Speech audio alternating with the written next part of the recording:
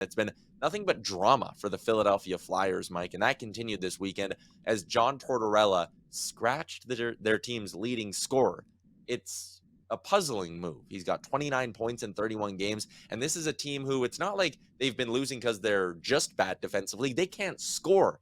They are only averaging 2.41 goals per game. That's 30th in the NHL. Mike, can you make any sense of why John Tortorella would scratch a team's leading scorer when the team itself really can't score much?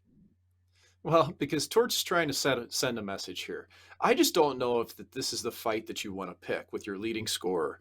And whether Torts likes Hayes or not, it's pretty apparent he doesn't like how he plays. Okay. I'm sure as people, they're fine. But this is the third time that he's effectively benched him. It's not just healthy scratching. He's had Hayes miss extended periods of time during games as well. So this is a contract that was signed by Chuck Fletcher, the GM of the team. He brought in Hayes. He targeted him as a free, to bring him in.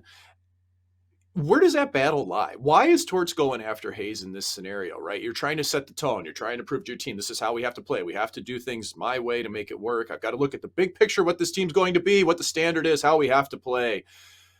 I got to tell you what, though, man, healthy scratching a guy's just like bag skating a player. It doesn't work, Tyler.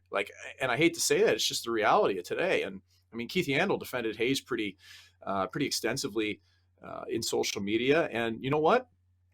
I kind of agree with Yandel on this one. I don't think Torts is picking the right battle here, especially for a team that just doesn't have the talent to compete. I don't think there's any way around that.